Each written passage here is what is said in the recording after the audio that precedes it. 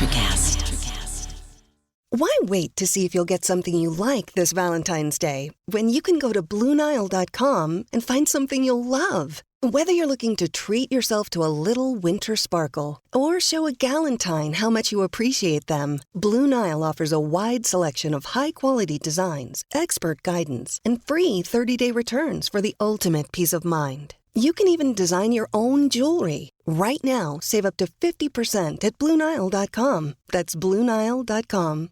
Welcome to Missing the Point. Welcome to the Power Ranking Show. Welcome to the wonderful world of myth and legend, where we create opinions on things that professional athletes do out of thin air every week in the NFL. That was an intro. That was an intro. It was an intro. Myth and legends, huh? By definition, it was an intro. I hope everyone's still here. Power Ranking Show. We have some stuff to talk about, Robert. We did our show last week. It was a lot of fun. We did it during the Bears-Commanders game.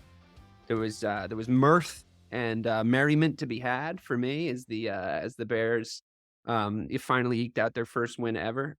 Ensuing Waterboy memes really helping the cause.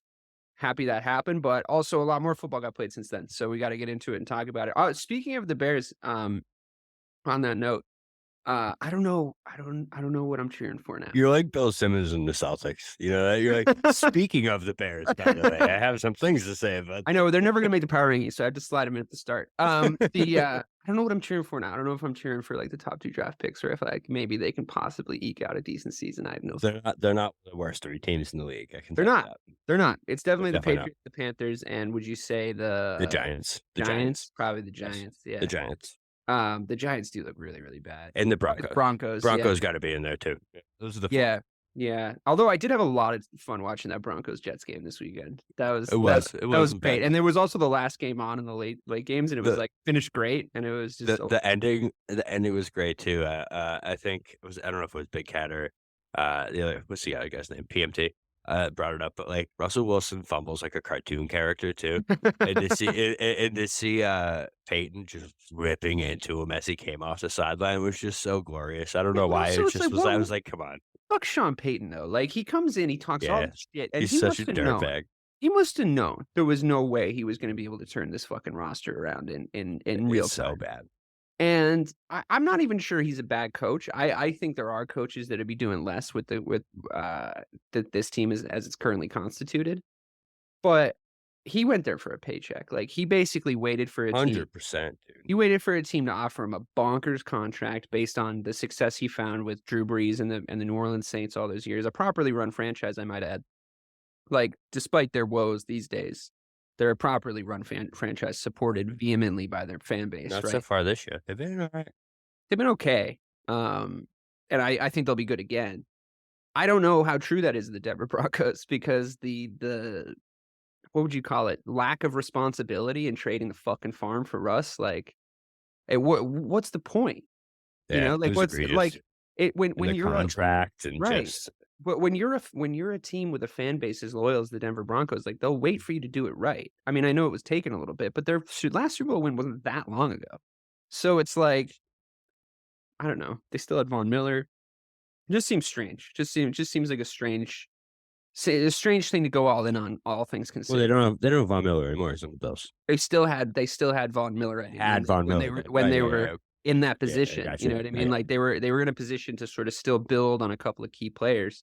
And if you're going to start all over, but don't bring in Russell Wilson to be the win now guy in 2022. Well, like, I think you could do that in 2012.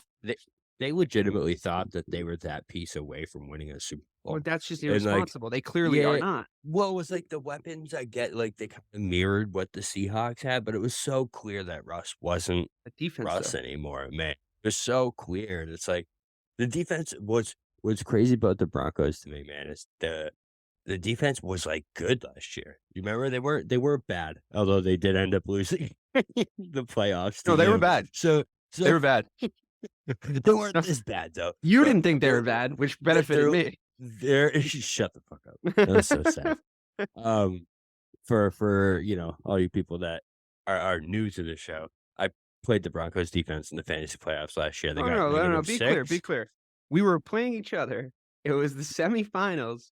You I decided to streamed the go Broncos pick defense. up. You guys decided to go pick up the Broncos defense over like the Jets or something that Who you were they playing? It was the Rams, I think. Oh, They they were got playing. absolutely taken apart. They actually had negative points. It was like the Dolphins game this past week. It was 2 weeks ago. That's they what got happened. destroyed. They got destroyed. Oh. The reason Bobby lost is because his defense had negative points. -6, and I lost by 5. It was brutal. But Yeah, yeah, that Broncos defense now is historically bad. Might be the worst. I've never. Might be the I've worst. never. It's really bad. Everybody can hang points on him. Like everybody, even the Jets Yeah. offense. Even the Jets. Listen, Zach Wilson out there looking like fucking prime Russell Wilson. Ironically, one bad throw, which is the one at the end that gave the Broncos a chance. But like, right. Other than that, man, that Broncos offense was moving all day. What did they have? Like 243 yards rushing. That'd be wild. It's crazy to be a Jets fan right now. Like the fucking roller coaster Zach Wilson sends you on. Like he has a yeah. couple decent throws, and then like it's like, well, what's gonna happen next? It's just it's a roll of the dice every time. Yeah. I enjoyed it though. I enjoyed a lot of games this weekend. Let's start really good games. Let's start with a couple honorable mentions that didn't make it in. Yeah. I wanted to bring up the Seahawks. I feel like they might have dropped off. Like they might have actually just been cursed by their bye week because they didn't do anything to like not, you know what I mean? Like nothing moved the needle because they didn't play. But you have the Bucks at number 10, which I respect and I think that's fair. But I do want to say I think the Seahawks might be a better team than we think, and we might see them creep in, especially because teams like the Bucks, teams like the Steelers, you got the Jags on here, a lot of trick or treat teams. Like the Ravens have come and gone on this thing. A lot of trick or treat teams. A lot of good this week, depending on who they're playing, or like sometimes they show up, sometimes they don't. There's been the London factor, which is fair enough. The Jags basically have a residency there now, so that they had a little bit of an advantage. But that was such an advantage, right? I couldn't believe they did. Seems a little unfair, actually. I couldn't believe it. Yeah, it was wild. But I mean, the Bills only have like a 5-hour flight.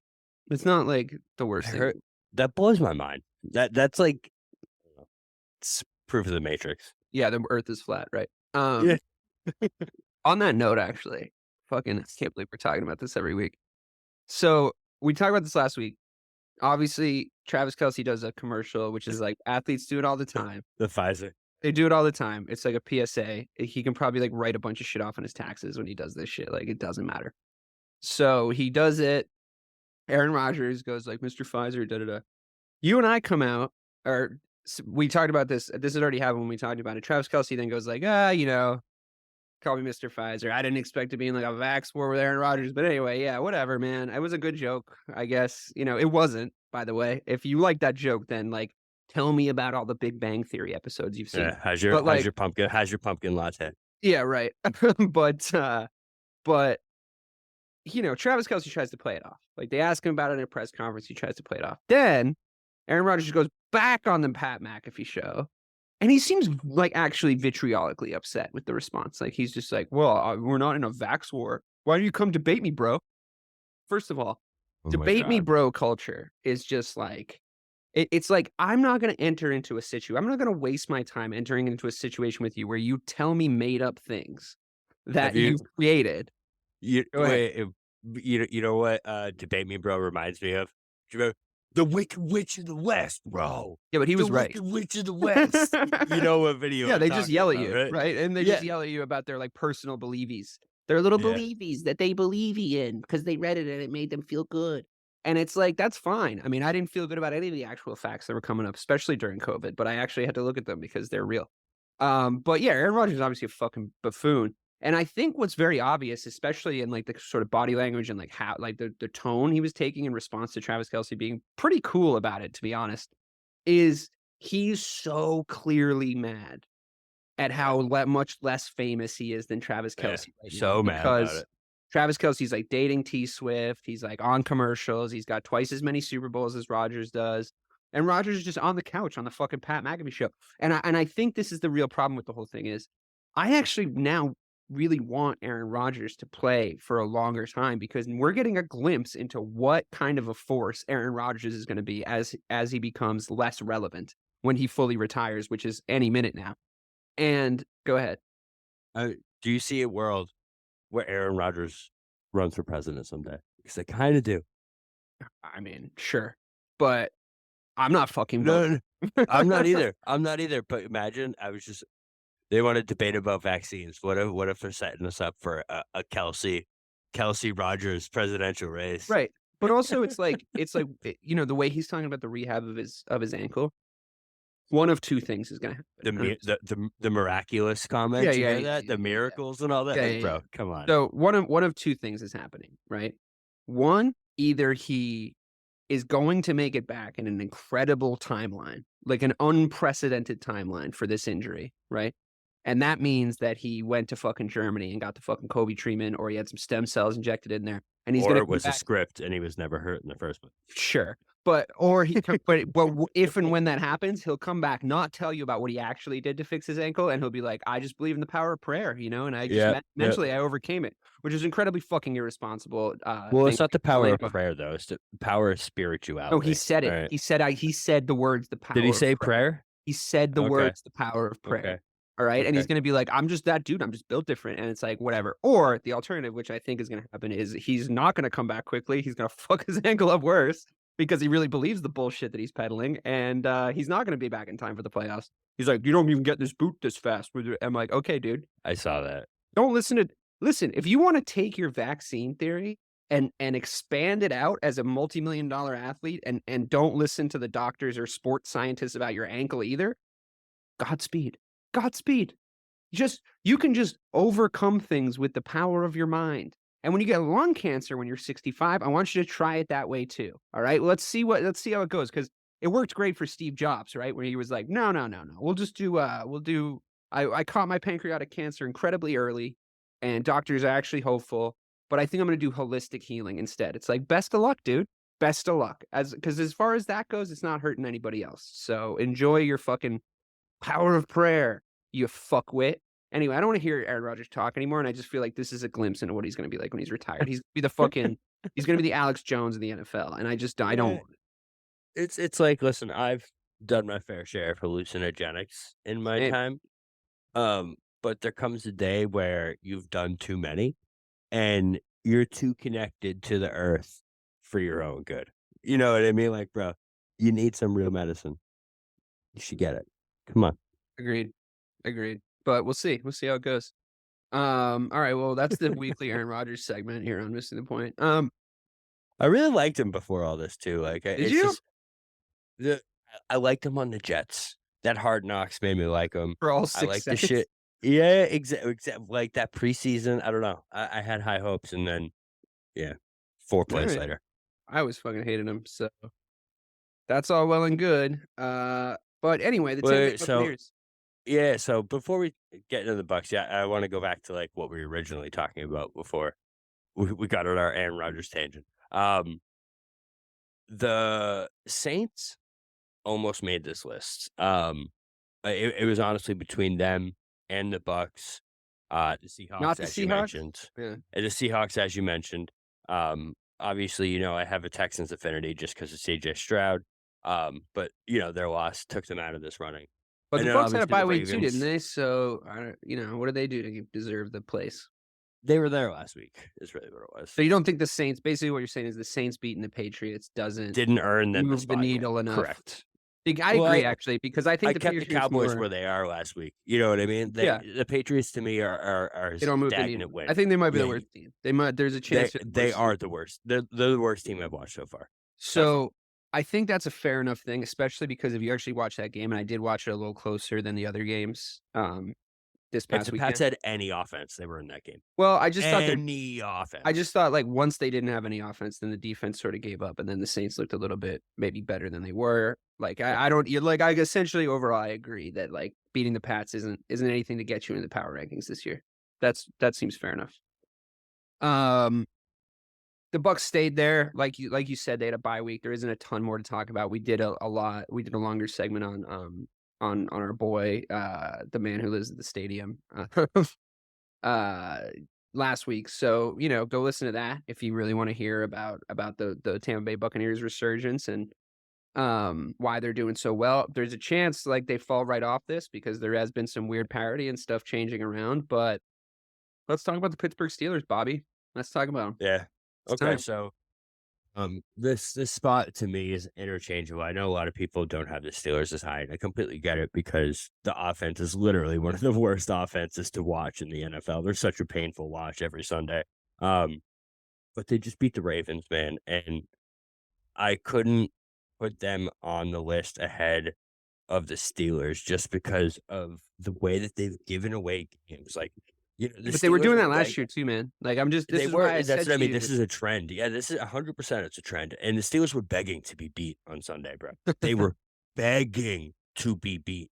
And the Ravens just kept giving him chances, kept giving him chances, kept giving him chances. And eventually, when you have dudes like George Pickens, you're gonna yeah, get and you beat leave if you your keep giving him that secondary chance. corner one-on-one Right. with And Pickens for some and reason. TJ Watt and like these guys making the play on defense. What was that? It was a block punt where they got their first points, right? They got a safety block punt.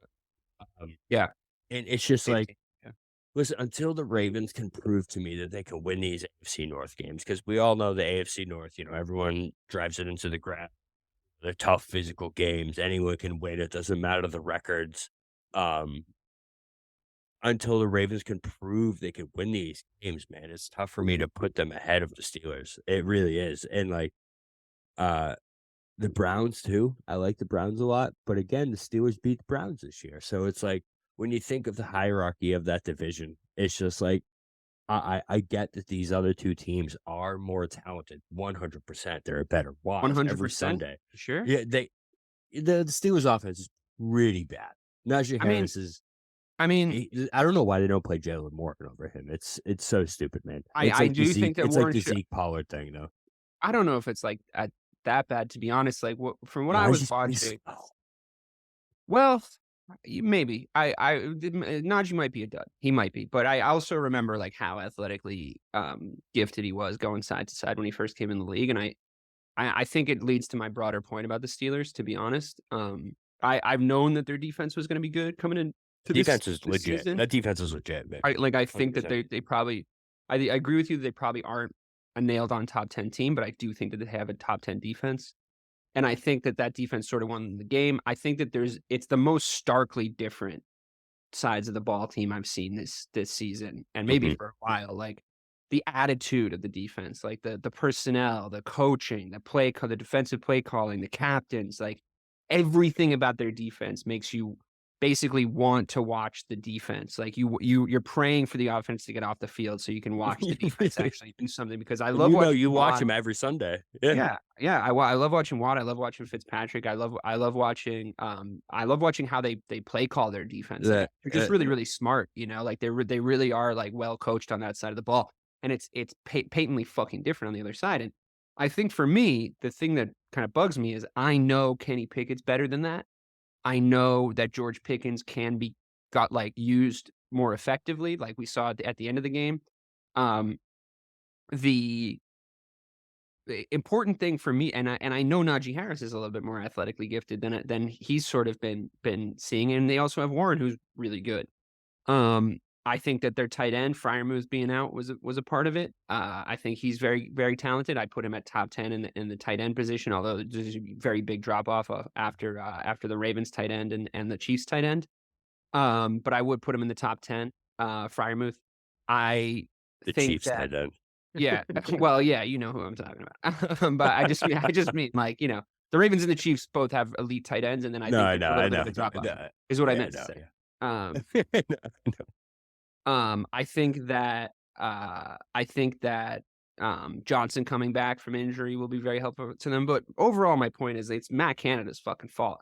Like I think you could put Najee Harris in a situation where if you're blocking for him correctly and running him correctly and calling him plays correctly, then he can be a decent, yards per carry sort of engine for your team. He's a north to south. He's a north to south guy, right? The way that he runs, like, I don't love how he sees holes. Like, I don't think he sees holes correctly. I don't think he can make adjustments on the fly. Like, I always love Taylor for this, like where he, or like the best example obviously is Le'Veon Bell, where it's like he would wait for a second. Oh, the slow-mo, bro. But I love Jonathan Taylor for this. Yeah. I think DeAndre Swift has it. I think that Tony Pollard has it, although he kind of hits holes at an angle in a way that like some of the smaller guys run. And I think it's a little bit different than just like, using your eyes to scan and like see where the hole is. He squeaks through. Yeah, he's a little bit more like, oh shit, he's too small. We didn't like we kind of he went under us a little bit of that, which I like. I think that's a good way to run. But I think that being a thing that Najee can't do doesn't mean that you can't get production out of him, because I think that you can make him go. You can go like the hole will either be this or this, and just like choose between those two. And I was just watching him run into tackles, just run right into them when I saw holes from the other side. So that to me means he can just be schemed for a little bit better, because I think that he can get a little momentum going downhill. I think he's big. I think that he can be used in a certain way. I mean, I agree with you that it is like the Zeke Pollard thing, based especially on their kind of body types and like how they look on the field. But I really do think you could get more out of Najee, and I think that would really help Pickett too, because I actually think Pickett's a good QB. I think he's got the ability to be good. Especially like, look, I know that it doesn't translate every single time from college. I thought he was fucking lights out in college. The things that he was good at in college don't translate very easily to the NFL. Like the way he like moved, his speed is obviously going to look a lot fucking slower when you're dealing with the kind of linebackers you're dealing with in this league. But I think his decision making is actually really good. And I think that what you see with duds, guys that come from college that you thought were good in college and become duds, a lot of it's down to decision making. I mean, we'll talk about Brock Purdy later, but you keep hearing this ludicrous fucking sentence said about Brock Purdy where it's like, oh, he's not that talented, but his decision making is super high. It's like, that's a talent. That's a talent, first of all. Secondly, that's the most important You're thing. wrong. Yeah. Like that's You're actually wrong. the most, because it's like, and I'm not going to compare Tom Brady and Brock Purdy. But that's what everybody said about Brady. Like, it was like, well, I mean, physically, he's not that gifted, but his decision-making, like, I was there. That's what everybody was fucking saying about him. Yeah, they kept showing the combine. Remember the combine? Yeah. He's like, and it's like, you just don't make mistakes. Like, if you go in and you just, and look, I mean, we saw it, in comparison with Dak over the weekend, no offense, but we will have to talk about this. You go in there and don't make mistakes, you can have a fucking perfect QB day, and you can win the game for your team. Like, you can do that in this league if you don't make any errors. But you have to game plan for him to be able to put you in a good position to actually score and win games. And I just don't think that they run the right plays. It reminds me a lot of watching Matt Nagy take over play calling for the Bears last 100%. year. I was going to make that comparison. It's really just like every single time you're like, dude, that's not the right thing to do. Like every time they do something, you're like, that's not the right thing to do. And it's like, they don't know how to ride momentum. And like you said, maybe it is that Tomlin likes the challenge or whatever, but I just think that Matt Canada guy's got to go, at the very least, so he's not there to be a lightning rod for the blame of their offense anymore. And you can start to figure out what the problem is. So I just want everyone out there to just get a general picture of how bad it really is with Matt Canada. That tonight, Pittsburgh Penguins open their season. Now, I don't know if everyone out there knows this, but the Pittsburgh Penguins play hockey and not football. And there were chants of fire Matt Canada at the Pittsburgh Penguins game tonight. So that'll tell you how bad it is in Pittsburgh for Matt Canada right now. There's videos going around. I know you said it's fake, but there's videos going around of him not cheering for his quarterback when he threw in the game-winning touchdown. I just don't know what he's still doing there, because it's so clear that he's the problem, man. You're 100% right. Kenny Pickett can be a very talented quarterback. He's athletic. He can make the throws. You saw that he can make the throws. You saw it at the end of the game. I just think it's like you said, his processing is a little slow right now. You know what I mean? You got to put him in a position to get that. Right. So what you do is you throw play action at him. You throw some RPO. You use athleticism to kind of make up for that, because the defense has to think about that. You know what I mean? When the defense is thinking for an extra second, right? When the defense has to think for an extra second, you have an extra second, and then they don't get to do that thing. Huge. They don't get to do that thing defensively where they go like, let's make Kenny Pickett stay in the pocket. Let's make Kenny Pickett beat us. Let's make him make which the they were decision. doing basically for the entirety of the game. But I mean, how many times we watched this Ravens team blow a fucking lead? Just last year. Oh, so many times. There's something mentally weak about them. There's something wrong. And it's not going to get fixed. We've been saying that. We've been saying that for 2 years. We have. I mean, I didn't see anything that changed my mind about that in the offseason. So I just was so much lower on them than you. And it's funny. Yeah, they might win a great game here and there, but There's something wrong in there. I don't know what it is, Well, but it's funny how wrong I could be sometimes because I raved about these weapons, and then they literally cost them 2 games. They cost that team 2 games by dropping passes. I saw a yeah. stat that was like, um, the Ravens over the past 3 weeks have dropped 9 passes for a total of like 195 yards and 3 touchdowns. It's like there's nothing wrong in It's like they Baltimore got whatever except disease that they Kadarius Toney had week 1, and it bro, it's just, like, great. it ended up in It's like Baltimore. they even gave, they gave Beckham all this money. Flowers is there now, and it's like even Flowers, man, I love him, but that drop that he had, it was so egregious in the end zone, like, wide open. That's the game. That is the game. Yeah. You are a first round pick. You have to make that fucking I mean, catch. you're a You have professional to. wide receiver. You Forget have to forget make that forget fucking what catch. round you got drafted in, dude. You It's like, I have to. feel like if you give me wide receiver gloves, I'm making that catch. I'm just And like, I just feel like I'm catching that. So, the thing to me is it seems like a concentration issue. It seems like not doing the little things properly, like not they need to somehow start over from scratch and get a little simpler, which I know is difficult when you're in a place that the Ravens think they are, as a team, but you have to try to drill them a little bit better, not make these mistakes because also, this is something I said about the Patriots for years and years. It's like the thing I'm the most jealous of about the New England Patriots, other than the fact that they like have the greatest quarterback ever, and if we're talking just fundamentals, when they were good and when their defenses were good, they always, always, always made the first tackle. They yeah, always made the yeah. first tackle. And like I would watch the Bears defenses get gradually worse from 2006 on, and I would be like, just stop Arm trying to make tackle arm bullshit, man. tackles like Arm across the tackle chest. bullshit. It's part of, it actually leads me into a great segue for number 8 on the power rankings. For slipping slowly, effervescently down the power rankings as they are. The men on your hat, the Dallas Cowboys. I you know, I'm actually pretty ready not to overreact to that game, to be honest, because the blowing smoke of, like, every team that has happened over the course of the weeks that we've, It's like, always bad. It's always bad. it just hasn't quite come true, has it? It's like every single time we were Every like, time. "Oh, this team, this team, this team." I really think that what happened for me, I mean, maybe I'm crazy, and maybe people are gonna laugh me out of the fucking park for this. But for me, what happened was they came out of both halves, the 49ers, I mean, they came out of both halves a little faster off the starting line than the Cowboys. And they used that momentum better in the second half than they did in the first half, but they used that momentum to go downhill on the Cowboys. And they also had a couple of really, really good coaching adjustments coming into the game that I think that they saw on the tape that other teams had not been able to exploit because admittedly they have not played very many good teams. And yes, admittedly they got blown out by the first really good team that they played. Fucking blown. Yeah, no, they did. But here's a couple of other facts. They kept Christian McCaffery pretty quiet on the defensive side of the ball before the momentum of the day sort of slipped away from them. They made them use their secondary weapons, which would have been on the game plan. Like granted, their secondary weapons cut them up, but they made them use their fucking secondary weapons.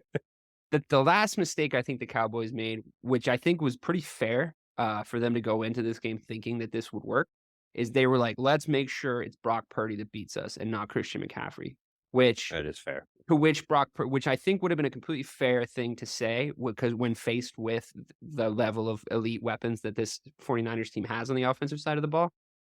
And I think that they turned around and they said, we have to make Brock Purdy beat us. And I think Brock Purdy just turned around and said, okay. And that's what happened. And I think that it doesn't take anything away from how good the 49ers are, but I really don't think it tells me that the Cowboys are like that bad. Like I don't think that it says that they're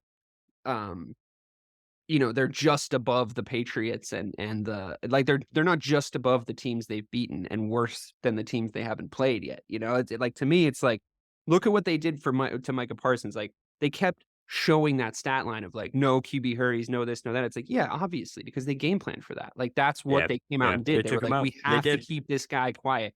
And when they did that, like the Cowboys couldn't build any defensive momentum, which you can go back now as the Cowboys and go like, listen, if somebody comes out and doubles up on him and they throw, 3 or 4 different tackles and guards at him to kind of, and they're chop blocking him and they're doing that thing that you can do to keep an edge rusher out of a game if you do it really effectively, then we need to be able to react to that. Like, that's very good coachable material to put on the board. It's like, well, where was everybody else, guys? It's like he Yeah, can't do it yeah. every week. Where the fuck was everybody else? That's very coachable game tape, you know? The thing that I think is really the problem, essentially what I'm saying is it didn't make me believe in their defense any less. I think there's a lot of recoverable, salvageable things as long as they keep their mentality together. The thing that is very unfortunate to me is that, again, your play calling was fucking abysmal. Like, there was chances to Abysmal. regain the momentum of that game. There was really solid chances to sort of not let the game slip away from you. And unfortunately, the 49ers had a really, really good idea, which was if they're going to beat us, they better beat us with their offense. And it seems to me that that's what got found out about the Cowboys, to be honest. And you say like, "Oh, Dak sucks, Dak sucks." It's like, I've been crying out for him to just become Brock Purdy for for years at this point, It's like, and now it's finally available to say like, "Dude, you got a great defense, you got a great running game. All you gotta do is not fuck up. All you gotta do is not try to be a fucking hero and not fuck up. Look at that game against the fucking 49ers. If that doesn't say it to you, I don't know what does. We're gonna make you into the best game manager in the NFL. We can make you this. It's just like, these are the plays we're gonna run. It doesn't have to be the fucking Dak Prescott hero hour. It doesn't matter what kind of a contract you're on. That's not my problem. I'm the coach. I'm not the fucking GM, right? So if they can do that, I saw how good the Cowboys offense looked with a game manager in there, and a more talented game manager means they're going to look even better. And I just think he needs to really readjust his identity if he wants to lead this team to any sort of success. It's not that he's not able to do it. So I just wanted to give you that sort of positive take at first, because I still think they're a talented team. I think that there's definitely question marks about the offense. I think there's serious question marks about the coaching as far as offensive play calling goes, which I know isn't what you want to hear when you have adjustments to make, but I just don't think it's all fucking doom and gloom, I guess is what I'm saying. No, so I hear you. I do. Losing to the 49ers, I have a It's feeling not everybody's something going to to do bow that your this head year. about, man. I agree. The 49ers are a wagon, and there's a reason why I think they're by far and away the best team in the NFL. I don't even think it's fucking close, right?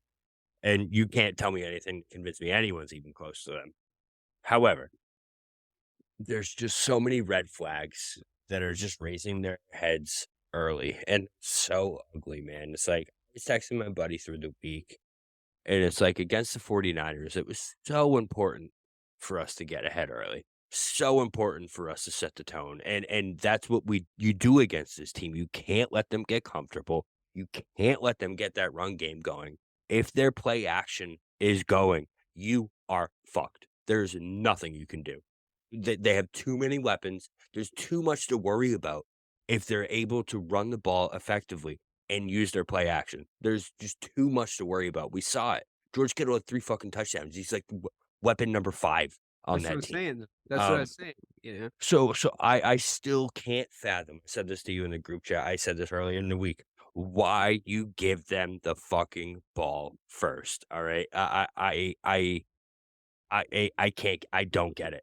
You I think have that to it's set I the think that it's tone. like it's become kind of like, and I said this to you like briefly. I don't care. Yeah. I do. No, You have I'm not to saying you're change. wrong. I'm not saying you're wrong. I just think that it has become like conventional wisdom to defer, because you can like manage the game better But with it's like, afterwards. But you saw the Bears and the Commanders, like but the Bears opted to receive the ball. right, and they Did took that it in away, and order they to get fucking the went right down momentum. the field, Yeah. right? And it's like, when you do this, all of a sudden you saw what happened. You saw me in the I saw the script unfolding before my eyes, man. It was a touchdown drive by the 49ers immediately right down the fucking field. Cowboys 3 and out, like within 30 seconds, 3 and out. It was the fastest 3 and out ever. And then the 49ers right down the field again, 14 fucking nothing before you know it. And it's like, I think there actually might have been like a stop and then another one, but it is 14 nothing. There was before a the end stop. of the There was a first chance quarter. for them to recapture that momentum. Yeah, for that sure. Was that then was they the went part that 3 and really out annoyed again. me. That was the part Yeah. that really annoyed me, because it's like, well, you stopped them on the second try. Like, they went down the field and scored once, but that's like, maybe you got punched in the mouth. They're at home. They fumbled. You just They got fumbled. here. That's what happened. Yeah. And then Pollard fumbled the ball. He got Yeah. got it punched out. And Yeah. Which was pretty unlucky, to be honest, because, well, it was a really good play by whoever tackled him. I don't think it was Bosa. it was Warner. It was Yeah, Warner. it was Warner, Fred Warner. He's Yeah. really fucking good, and he's really good at doing that. And unfortunately, I think 9 times out of 10, with the position he was in, that bounces out of bounds. but because it all got like It fucking just like fogged up right there, it just skated right it in, and was I was weird. like, It "Oh, was weird. dude." It was So, one of those things that was where a I was little bit like, of bad yeah, luck, we're but they did have a chance to rescue the momentum of the game, Well, and they it's didn't like take it. even after that, I think the 49ers actually fumbled that out, and then we got stopped again after that, and then they scored. It was 14-0. But it's like, bro, against this team, 14-0 is a death sentence, right? And then there's after that, there's key moment, right, that stuck out in my head that really just kind of encapsulated what Dak Prescott is to me right now. Because coming into the week, I said to you, said to everyone, the key to this game is going to be, can Dak Prescott win? Can can he elevate this team to the place it needs to beat an elite team? Because I didn't think he could. I didn't really have faith, but I'm like, that's what it's going to take for us to beat one of these good teams, right? It was middle of the second quarter. I think we were backed up into our own end zone. Uh, Chris Collinsworth specifically says, "This is Dak's moment. This is Dak's moment right here. He's gonna do it. This is Dak's moment." Man, they Play love one. Dak over here in This Dallas. is I mean, this I'm is just saying, if he really wants to do it, this is gonna have to be his moment. We were talking to him in the week, and I just think he really did showing to pretty like a good. different That's pretty good. mentality. Sorry, go ahead. Play one, throw into coverage. Play two, overthrows an open dude. Play three, held the ball too long, sack. And it's like I said to my buddy, I'm like, I don't think Collinsworth has been watching Dak the past 2 years because, like, when the moment gets big, this is what happens. I can't tell you the amount of times I've seen a strip sack on Dak in a big moment when he needs to make a play because he holds the ball too fucking long. This is what he does every single time. Um, then they just start fucking razzle dazzling on us and doing like flea flickers and shit. And I was like, at that moment, man, I knew that this was just they were outclassing us. You know what I mean? That's the red flag to me. It's like Yeah, that did happen at one point. I In the game. they're I just think it was like the third outclassed quarter. The us. third quarter, it was like, Yeah. oh shit. Yeah, they were on another level, and Dak just succumbed to the pressure, and it's just there's so many things that I've seen from this team that leads me to believe, like, listen, we can make the playoffs, we can do whatever we want, we're yes, you're right, we're a good team, but there is a 0% chance that if we line up against the 49ers in the playoffs again, that I foresee a different outcome. Yeah, I don't know. Until Dak I Prescott don't know. until I don't know. listen, until Dak Prescott can win a game, and it's like, you're right, the defense is great, but where the fuck are they? You're right, Micah Parsons is amazing, but, like, he can't win you the game every Yeah, single but this is week, what I've and been it would saying. Like, take I feel like a but, like, broken what about record about this DeMarcus team, but Lawrence? I know. DeMarcus Lawrence used to be one of the best players in the league, and now he doesn't do shit Yeah, every single fucking week, but and here's the it's thing. Here's the thing. You can't ask, and this I've been saying this to you for 18 months, maybe even longer. You can't ask a defense that's set up how that defense is set up to be on the fucking field for that long, which is why the fucking balance of how that team is set up is incorrect. Because the play calling on the offensive side of the ball, what they should have been doing, and I just don't think Dak's going to go for this. This is the problem because I think Dak thinks he's somebody that he's not. Like, this is just based on how he plays the game. But I just think if you're the offensive coordinator and head coach of the Dallas Cowboys, you have to sit Dak down going into this week and honestly forever and say, like, we need our offense to be on the field for every drive. Look, yeah, for every drive, ideally we get on the board, right? Kick a field goal or score a touchdown. The goal is obviously to score a touchdown, but ideally we get on the board. But whatever happens, what we're really trying to do is we're trying to have time of possession win us this game. We're going to not let that 49ers offense onto the that's field. how and we we're gonna- went and we're 13-3. Yeah. And how we're going to make the San Francisco 49ers defense, which is one of the most elite defenses we've seen in the past few years, how we're going to make them look average by the third quarter is we're going to make them spend the whole fucking game out on the field, right? So what does that mean? That you start to break that down. It means 2nd and 5, right? That's what it means, like, first and foremost. It means second and every 5, time. right? 2nd and 7, Third and worst case 3. scenario. Third and So, 3. yeah, 3rd and 3, 3rd and 1, it means 4th and Yep. 1, we go for it no matter what. 4th and 1, we go for it no matter what, and we have a play to do it, and we get it, right? It means it means pocket protection, so it means the offensive line has to step up, but it also means decision making. It means decision making, Dak. It means that if you can get 3 yards and it's first down, get it. If you can get 3 yards and it's second down, get it. Take that step into the pocket, hit a hole, slide. Like, march them down the field. Get death by 1,000 cuts, 1 yard at a time, 1 play at a time. one catch at a time, one run at a time. It's the Rocky mentality, you know. It's like it's yeah. Of course, Apollo Creed is a better boxer than you, but not when it's the 12th round and you're all heart and he's fucking exhausted, right? Like, of course he's more talented than you, but not in the fucking 12th round where you're still there and he's giving you everything he's got and you're still standing in front of him. And it's like, where is that piece of leadership from Dak? You know, where he says, like, I don't need to be a hero, I need to be a leader. There's a difference. The thing is, like, this team is so what's you're correct that that's the way they need to do it. But the thing is like, Especially they can against be the so good 49ers, at but I that. just think in general. They could be so good at that because they're so talented and they do have the ability to go over the top and they do have this ability to have those big plays, but they rely on them. Like I specifically said to my buddy while, texting during this game, like taking my notes and shit, there's no game plan. It felt like there was no offensive there was nothing to set anything up in the future. You were never thinking, "Let's do this now, because when we do this now, this'll work later." You know what I mean? Like, and that's how you have to think against the elite of the NFL. It just felt like they were trying to get all the big chunks all at once, and it's like, you think about the only good play for the Cowboys during this entire game, it was the over the top to Turpin, which was amazing, great catch, awesome play. He got hurt on it, but, it was awesome. It was the best play of the game, but there was nothing else that stood out about the offense that you were like, "Okay, they had an idea at that point of what they were doing." It just felt like they were always trying to get that big chunk. They were always trying to do everything in one play rather than set up a drive exactly like you said. You know what I mean? And, like, I do think it all boils down to, like, I think he got a lot of credit the first few weeks, but, the red zone struggles, inability to put together long drives against good defense like we just saw. I think it comes down to McCarthy, man, and I think he runs I think it's like Bill Belichick syndrome, like we talked about last week, where it's like you're stuck in an era of football where you could do things like this and you could get by not being electric and not what's the right way to put it?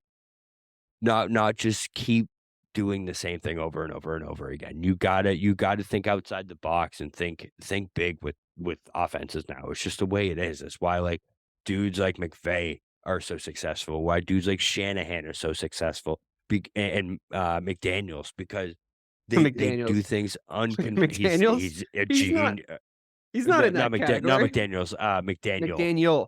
Yeah. McDaniel, sorry. Um, I was like, "Wait a second." McDaniel.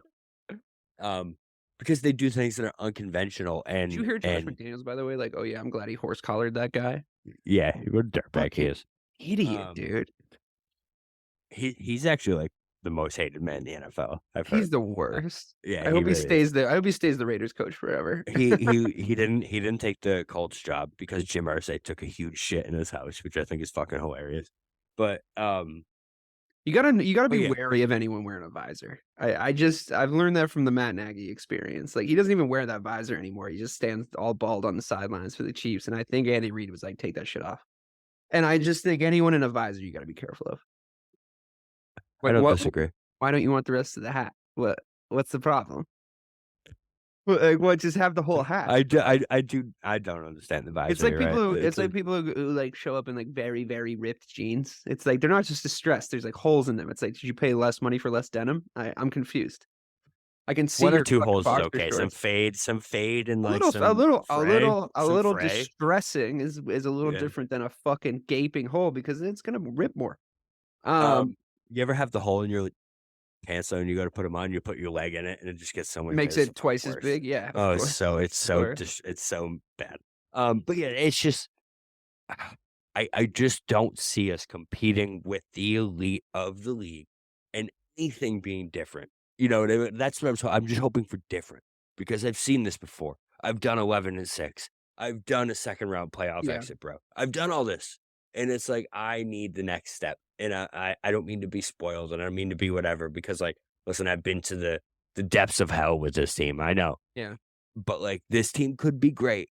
And it's like it's just feels like it's being fucking wasted again on the same fucking shit that it was wasted on 10 years ago. You know what I mean? It feels the same, man. And it's so I guess distressing. my overall point 42 to that 10 is fucking unacceptable. I That game know. was unacceptable. I guess my You overall gotta at point least stay though- on the field with them, no? Yeah, no, of course. I mean, it is unacceptable. I just think my overall point is that the pieces that you have could be used better, Yeah, they and could. they're just not doing it. Did you But watch the early game? Did you watch the Jags beat the Bills? I did, yes. What'd you think? So they're 7 and 6 on here, so we can kinda loop them Yeah, we together here can marry them. because so I don't penalize the Bills as much as I reward the Jags for it, I have to say. Interesting. I feel the exact opposite, but go ahead. Okay, so I just feel like it was really unfairly set up for the Bills. I don't know if it was their decision or, like, what happened, but they didn't get there until Friday. I know it's only a 5-hour flight, but, like, they were clearly still fucking asleep for the first half of that game. I think the 4th quarter was more reminiscent of how these teams actually match up, where they're much closer. Um, the Bills actually started to take it towards the Jags a little bit, where they looked a little tougher, they looked a little bit more physical. I think the Jags just had the the momentum at that point, and, it was already over. I think they were up, like, 14 at that point. Um, I don't know, I do like the Jags. I think that they were the team that just kinda got off to that slow start. You look at their weapons, man, and, like, their defense, like, they have the pieces of a complete football team. They have great players on defense, they have great weapons, they have They have ETN, they have decent weapons. Ridley. They have Well, decent. ETN, Ridley, Zay Jones, like, they got some dudes, Evan Ingram, Lawrence, like, they have some guys that compete. It's just a matter, can they show up in the big game against the best teams in the league? I mean, that remains to be seen, but they just beat the Bills. I mean, the sleepwalking Bills, but they beat the Bills. I just think watching that game, like the Jags did everything they possibly could to hand that game off to the Bills. Like they were fumbling, they were making mistakes, they weren't capitalizing on big moments. Like they were doing all the things that like made me think they weren't as good as I thought they were going into last season. Like where it's like, well, you don't really know how to execute a game plan. And I thought that they almost fucked it up. And I think it was just the Bills, like you said, like not showing up. Like that to me is like They did. I criticize them for that. Like, it's like, you didn't fucking show up, dude. It's a 5-hour flight. It's up to you. It's your team. You figure out when you wanna fucking land in London, and, like, you figure out, like, you all that stuff, and you figure out that's part of running a fucking franchise. That's part of running a team of athletes, is you figure out when you're gonna get the peak out of them when it comes to game time, and they didn't do that, obviously. They fucking showed up, like Yeah. you said, completely sleepwalking. Also, I criticize the Bills because, again, like, the Jags were trying their fucking absolute damnedest to fucking fumble that bag and give them the game. They completely fucking didn't show up for the 4th quarter, and to be honest, I saw a lot of problems with both teams in that game. Maybe you're right, maybe it is the London thing, but the Jags have been there 2 fucking weeks already, so I don't know, like, that's a little bit of an advantage. I'm not really sure that's fair, to be honest, just in general, and I do agree with you there. But to me, the Jags look like a team without they're, like, missing something.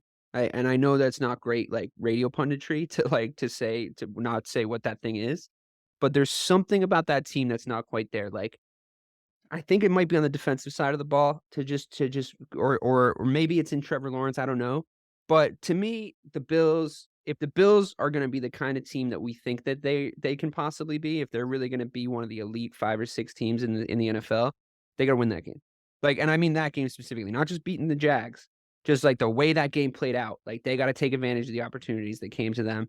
They gotta score like, for me, it's like there's things that would make me go apoplectic if I was coaching a team, and one of them is kicking the ball back to a team when we've forced a turnover. Like, I would just go fucking insane. It's like, you better put points on the fucking board if you get a turnover. You have to take advantage of that. I wanna be in the top 5 of that stat every single year, because that to me is just not stepping on the neck. You're not stepping on the neck of your opponent. You don't have the ruthlessness. You don't have the fucking qualifications to win a football game. Like, you have to go and fucking do it. You gotta go do it. So that to me just shows a weakness in the Bills that we all just sort of know is there. Like, we've been watching this happen with the Bills where it's hard to really put your finger on what it is because they're so talented. I think it might be partially their running game, to be honest, but they're so talented that you're like, what's the deal? And I think it's something to do with what goes on behind closed doors or something, because they just don't have that fucking killer instinct. And I think that, like, yeah, they can play tough, they can beat you up, they can play physical, they can drag you into a physical game, but they just don't have that fucking assassin's fucking instinct, you know? And I think that that's what I saw in that game. And I woke up at I 6:30 to fucking watch it. So I was a I little extra pissed. I hear you. It's early. That West Coast, Yeah, bro. West Coast, That's baby. tough. Yeah, I agree. I think the run game is. I think that's a great point. The run game for the Bills is the most important thing because you saw what they look like the past 2 weeks when they have one. James Cook had over 100 yards the past 2 weeks. The Bills look fucking untouchable. As soon as he had, I don't even know what it was in this game. I know at one point he had like -2 fantasy points. Yeah, he was bad. He had But like 4 points total or some bullshit. I played. yeah, he had a really bad game in this game. And I think that showed obviously. Um, you know, I just think it's so important for you to take that load off Josh Allen, man. Yeah, you have A to. You quarterback, have to, a quar especially when they he play this physical. Like, how do you not have a yeah, fucking field when you play exactly. physical like this? It's different when it's like a Fields or like a Vic or like different like that because Yeah, it's all but about Fields finesse also and has agility. three decent running backs behind him. You know, Right, it's and like well, I mean, it's not that listen, James Cook is good. It's just I don't sometimes think the he's the run right game for guy. this team just looks inept, man, and It it's yeah, does, it does. You're right, actually, it's 'cause I was blaming the backfield last year too, and I think that it's no, like James Cook is better than Singletary for sure. yeah, yeah, but I also think sometimes I watch it. I think you're right. I do think how they scheme the runs are weird or bad, but I also just think like I think to myself when I watch that team, I'm like, oh, if they had like a Jerome Bettis, you know, like A if they power just guy, yeah. yeah, like If if they they had just had a Josh Allen power as a O running guy, back, if they had yeah, Josh Allen as a fucking right. running back, Right. essentially. Yeah, like or, Um, you know, the way that like, the way that we were talking about DeAndre Swift fitting in perfectly to that Eagles offense, like, they don't have that guy for them. I don't hate to take that McDermott might be overrated as a head coach. Um, I think that the loose cannon of Diggs this year has kind of been an That's indication of obviously that, been, you about know, how right on he's the cusp for the entire season too, yeah. yeah, and I think that does have a little bit to do with the McDermott aspect because it's been 3 years now of this squad, uh I don't wanna say underachieving, but kinda underachieving. I know the first year was kind of an overachieve that they stuck with the Chiefs, everything like that, but it just feels like they've hit their ceiling, and we need to see something more from them, personally. I just wanna make it clear too that, uh, between the Jags and Bills, in my opinion, in the overall aspect of the league, there is a huge gap. I know the Jags just beat the Bills, but I do think the Bills are on a different tier than the Yeah. Jaguars, Yeah, the way right? you have this, power ranking set up, you have 10, 9, 8, 7, then you have a big gap just to for visual aid for me, and then you have the Bills at 6. Number 5 is the Lions. I don't wanna do a ton on the Lions because I don't think beating the Panthers moves the needle for me a ton. I think they Beating up on them does, I think, though. Maybe well, not move the needle, but it mm, solidifies. It solidifies, I the think. the only note I really had on the Lions was letting the fucking Panthers score that many points on you was probably I not a did great look. think that. Yeah, I Like, did think that. I don't I'll be honest, I didn't were watch they the game because, like, ugh, the fucking Panthers, ugh. You wanna talk about a fucking offense you don't wanna watch, Jesus Christ. But it 14 did were garbage points, garbage time points, to be fair. yes. So I just think I think that unless you're very different on the Lions than you were last week where we think yeah, I think their defense is a little worse than you think their defense is, but we both agree that they have one of the better offenses. They're a lot of fun to watch when they're playing a decent team. I don't think they're gonna win the Super Bowl, but I do enjoy I think they'll win 10, 11 games. And I think that they're sitting quite nicely at number 5. I think because again, I mean, I know you did the tiers, and I know you were a little bit joking when you put the 49ers at 1 and put the big gap. I'm not sure that the It's not that Bills much of a joke. yeah, well, I'm not sure the Bills and the Lions are in the same tier as the Dolphins, the Chiefs, and the Eagles, or at least the Chiefs and the Eagles. Um, to be honest, if I could just skip right past the Lions and we could talk a little bit about those 3 teams in a group, it would Yeah. be Yeah, helpful yeah, for because sure. I think that they have some similarities as teams because I think all 3 of those teams, the Dolphins, the Chiefs, and the Eagles, are all really good teams with weird flaws, you know? I think the Dolphins lack a little bit of physicality, and I think that was For exposed against sure. the Bills. I Yep. think the Chiefs are still the Chiefs, but they lack the kind of the ability to be as offensively creative as they've been in the past, and an Andy Reid team, I think, needs to be offensively creative, and I don't think they have the weapons to do that. Although I did really enjoy Rice, kinda coming out of nowhere. Rasheed is Yeah. good, yeah. I think that's gonna be really helpful for them moving forward. I think the idea of throwing, like, Sky Moore and Kadarius Toney at a problem is very upsetting. But, you know, Simmons made the point, like, I don't know who's who out there. Like their It's numbers. so true. You And really I was don't. like, damn, I agree with that. Like, holy shit. Like, it could be Kadarius Toney, it could be McKinnon, it could be Sky Moore, it could be fucking Edwards-Helaire, except you can kind of tell him because he's fucking tiny his face mask. in his face mask. But then also the Eagles. Like, I thought that the Eagles maybe were a little bit more convincing this past weekend, but just again, like there's something kind of missing about what they were doing last year in comparison to what they were doing this year. And also, unfortunately for the Eagles, they have to be in the same division as the 49ers, and there's no fucking way that they're beating the 49ers in a playoff situation this year. So I think it is fair enough that the 49ers are the number one team with a bullet, with a gap after them, because they look like the only team without any flaws. Like, they just don't look like they have any flaws. And, like, usually by this point in the season, there's 2 or 3 where we haven't narrowed down what their flaws are yet. But I think everyone else in the NFL has told us what's wrong with them. Every other team in the NFL up until this point has told us what's wrong with them. But the 49ers have not revealed it yet if it does exist. So I do agree with these tiers in that sense. I think I like the point about the Dolphins as physicality, because they remind me a lot of the Rams back in the day, where it's like they were just all speed all the time, and the only way to beat them was to punch them in the mouth. And that's the only way to beat the Miami Dolphins at this point. But you can do it, and it was really revealed You early in can. the season that you can't do it. So they got to figure that out. You absolutely can. The Eagles completely agree, and the Chiefs completely agree. The Chiefs, I hate doubting them, man. It kills me. I don't know. They don't look the same this year. They genuinely don't look the same this year. Maybe they'll figure it out. But to me, I think we can really honestly just launch into this exercise now, because I think it'll reveal kind of my overall point. Like, we got 2 NFC teams and 2 AFC teams in the top 4. So the Dolphins and the Chiefs would play each other in the AFC title game. The Eagles and the 49ers would play each other in the NFC title game. And I think we're going to have the same answer for both. I think the Chiefs would beat the Dolphins in the AFC title game. I disagree. You think the Dolphins would win? I don't think the Chiefs can punch them in the mouth. And that's the only way you beat. Do you actually think the Chiefs can slow that team down? No, I'm just going to say the same thing I always say in these situations, which is I've seen Patrick Mahomes in the AFC title game, and I've seen what he looks like in every title game. He becomes superhuman in those situations, and I just think, it's difficult for me to believe that the Dolphins have enough, especially on the defensive side of the ball, to like stop him from doing whatever the fuck he wants for a whole game. That's the only reason I say that, but that's kind of conventional wisdom, and I'd be happy to be wrong about that, because I do agree with you that the Chiefs have a little bit of they have some flaws. I just think it's the Dolphins. They just had one receiver. If they just had one guy, right? Just one guy. Like, that's all they fucking need, man. It's he doesn't even need to be Stephon Diggs. Like, it could be like Jerry Jeudy, like it could be like Cortland Sutton. Anyone. It could be one of those guys. Like, it could be someone. It could be fucking Michael Gallup, bro. Yeah, Michael Gallup. Fucking Michael Gallup. That's fine. Right. Yeah. He's at least the solid wide receiver. Yeah. Terry McLaughlin, like anyone. McLaurin. I mean, yeah, McLaurin. Fucking not McLaughlin. Fucking Braveheart. We with the Family Guy real quick. Yeah.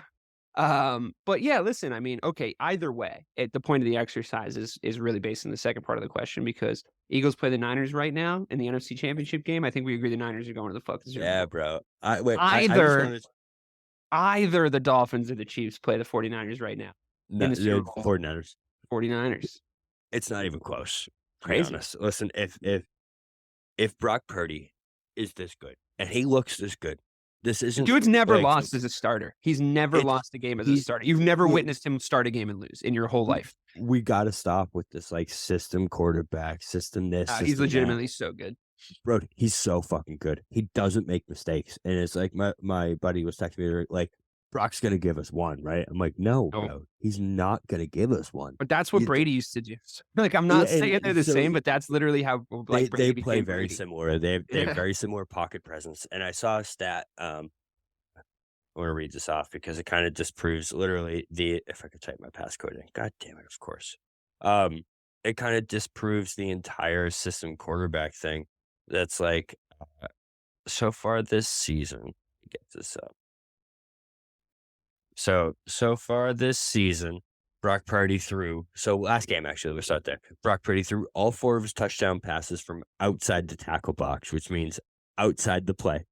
The most of any game in the NGS area. What's NGS? I don't even know. in the NGS era. I don't even know what that means. But so he threw all 4 touchdowns outside the pocket is essentially the point. Purdy has completed 7 of 10 passes. Next gen stats era. Next gen stats. Nice. Okay. Purdy has completed 7 of 10 passes over 10 air yards for 166 yards and 3 touchdowns. He leads the NFL in completion percentage, 72.1% on such passes this season. So he has been the best quarterback in the league completion percentage wise. And last week, outside the pocket, which means outside the play, when the play breaks down, Brock Purdy is making the correct decision and throwing it to the correct person to get the completion and move that drive along. That is all you can ask for a quarterback with these kind of weapons and this kind of team, man. Like I heard it on PMT this week. If you're sitting here telling me you can name 7 quarterbacks in the NFL that give you a better chance week to week to win than Brock Purdy, you are fucking lying to yourself. Because I watch every fucking game, and there is not 7 quarterbacks better than this dude. There is not. I watch every game. There's garbage quarterbacks out there. He is better than most of the quarterbacks in this league. It's not even close. And and that was the biggest question mark. You know what I mean? That was the question mark of this team. They have everything else. Everything else. And if he's elite, I don't know if they can be beat, man. I don't see anyone beating. They have a matchup against the Eagles, I think, like week 9 or 10. They might go undefeated. I said that to you. They might. That's the only team that I think. Or you know what's probably going to happen, and I just want to get this one on record because I've seen really, really great teams in the past, and I think this usually happens because of how the NFL works. They go out and they lose to the team you would least expect them to lose, and they go like 16-1. Yeah, okay, that like, might happen. You know, it's like, oh shit, wow, that's crazy. They fucking played like the Bucks that week and they lost. That's crazy. You know, like something like that might go down. Like the '85 Bears lost against like one of the most historically bad Dolphin teams ever, and it was like you remember because it was the Dolphins, because the Dolphins were like the '72 Dolphins were like really gearing up for that, like nobody can go fucking undefeated, fuck everybody thing at the time. The Patriots should have lost to the Giants in the last game of the season. They put too much on the line and showed too much of their hand when they were going undefeated. And every single Patriots fan in New England knows that to be true. And I think they would have won that Super Bowl if they fucking benched their starters for the last game of the season. So I just think the only thing that might be their downfall is like the idea of going undefeated getting in their head. But I think the most important stat from last weekend as far as Brock Purdy goes, because I think everything you said about him is true. I think it is dumb to not be saying that he's the real deal. You're just not watching if that's what you're saying. It is, but I think the stat that I looked up when I finally tapped out on that game early in the fourth quarter, the stat that I looked up at the end, because I wanted to know, because I think this is the most important thing about his game. I wanted to know how many yards he averaged per throw, 10.5. And I just think like that to me is like that's the Tom Brady number. Like that's the Tom Brady number. When you're averaging 10 yards a throw, a completion, 10 yards of completion. That's the TB12 method of like winning games. Well, let's play. I want to play a fun game here. I've seen people do this. I want to play Who Would You Rather? Right. We're going to play Who Would You Rather right now. Sure. Let's do it. So who would you rather? Would you rather Brock Purdy or Tua? Brock Purdy. Brock Purdy. Okay. Wait. Am I taking their whole offense? Or am I taking... It's who would you rather for, I don't know. That's a good question, actually. Let's pick a really neutral offense that you would have to plug them into, and we'll do would you rather there. So like who would you rather? Let's do the Dallas Cowboys. Like I was actually gonna say the Cowboys. Okay. Take Dak out of the equation, right? And you give me a bunch of who would you rather's against Brock Purdy, and I'll answer everything you can. So Brock Purdy or Tua for the Cowboys? Brock Purdy, easy. Okay. Trevor Lawrence or Brock Purdy? It's a tough one. Brock Purdy. Brock Purdy still. Yeah. Yeah. Because of the basement, you know exactly what you're getting. Because of how I want him to manage a game. Right. You know how because I think it's about winning because what I'm thinking is who's going to win me the game. Not like who's going to have the better numbers or who has the bigger cannon or whatever. It's like who's going to win me the game. Brock Purdy. Deshaun Watson. Brock Purdy easily. Okay. I'm not even going to ask that one. Fields. Justin Fields, no question. You're a fucking idiot. Not even close. Kirk Cousins. Oh, God, Brock Purdy. All right, obviously. All right, we're going to go higher than that. Justin Herbert. Okay, I'm gonna take Herbert in that Okay. situation because I Okay. think So that because I that's a think to line. me, I think Herbert's winning that fucking Chargers team defense or Chargers team games that he has no business winning them. I think that they're so much fucking worse than they're actually letting on, and that's just a Dave hot take anyway. So I'm gonna take Herbert there just based on the fact that I think he's woefully fucking underappreciated for the level of talent that he is, and I think in about 5 years, if Brock Purdy's like one of our best QBs, I think Herbert's still going to be right there too if they put the right people around him. So I'll take Herbert in that situation with some Don't disagree. caveats. Don't dis- I think that's a line of top 5. I think Herbert's top 5 talent wise. Yeah. So I'm still obviously taking Mahomes over Purdy. I'm still taking probably Jalen no. Hurts. I'm taking Brock Purdy. You're taking Purdy over Hurts. Yeah, because Hurts is so fucking trick or treat this season, dude. Last year Hurts, I'll take last year Jalen Hurts. The way he was playing, the way he was playing behind that offensive line, but he doesn't look quite the same. He just doesn't. I don't disagree. If you give me a neutral offense, A neutral offense. I think nobody could play in that you're Eagles right. offense other than Jalen Hurts. I wouldn't put Yeah. anybody in that Eagles offense other than Jalen Hurts. The whole I think fucking you're thing right. would fall apart. But somewhere else, Purdy. Burrow, right? Last It's week, gotta be Joe Burrow. Burrow, where it looked like he went and got the that's Kobe Joe treatment, and he Burrow. looks like he can move around. That's I'll Joe take Burrow. Burrow for sure. That fucking Joe Burrow's that dude, though. You know But he is that dude. Did you see the Kid Cudi reference too, man? That made me love him so much more. Okay, so that puts Burrow what, 6th? Or not Burrow? Purdy is 6th. Purdy at 6. 6, right? Yeah, I don't think there's 7 better quarterbacks than Brock Purdy. It's fucking crazy, man. It's fucking crazy. It's pretty crazy. Like, I mean, but even if you go Lance, through yeah, I know. Like, if you go through the murderer's row of everybody else, if you think Dak, obviously Purdy. If you think Purdy, Mac Jones, obviously Purdy. If you think fucking Danny Dimes, he's obviously 32. Purdy. But I'm talking about guys that Bryce Young. There's guys that people have traded legitimate assets for, and then Brock Purdy comes out of fucking nowhere, and it's like Mr. Irrelevant. Mr. Irrelevant.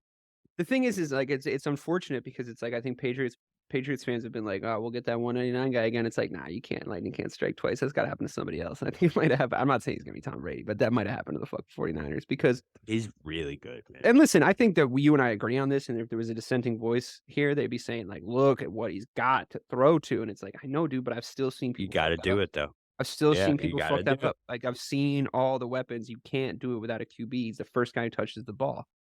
So the decision making is just out of control. He's got to be so tough to watch play against your team because you just know he's not going to fuck up. You have to beat him. You have to beat him. He finds the open guy, and the thing about this offense, man, is that like it schemes.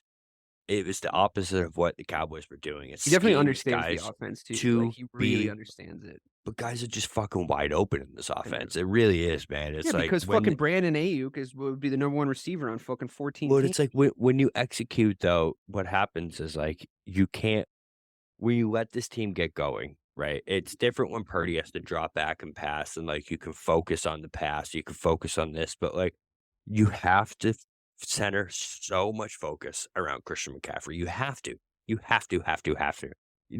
He will beat you every single time if you don't. As soon as that focus comes off of Purdy, he knows how to pick it apart. You know what I mean? He just does. And like, he knows how to not make the mistake. And when you have to focus so much on a run game, you can't be aggressive and try and make those picks. You can't be aggressive and trying to do this because you're playing man to man all fucking game. You don't have a chance to make those reads and shit. It really kills you to see fucking George Pickens get a fucking man to man run down the fucking sideline where he's the only guy you have to guard, and fucking your team's trying to fucking mark 7 elite skill players at the same time. It's crazy because we're gonna shut down Christian McCaffrey, and for all intents and purposes, you did.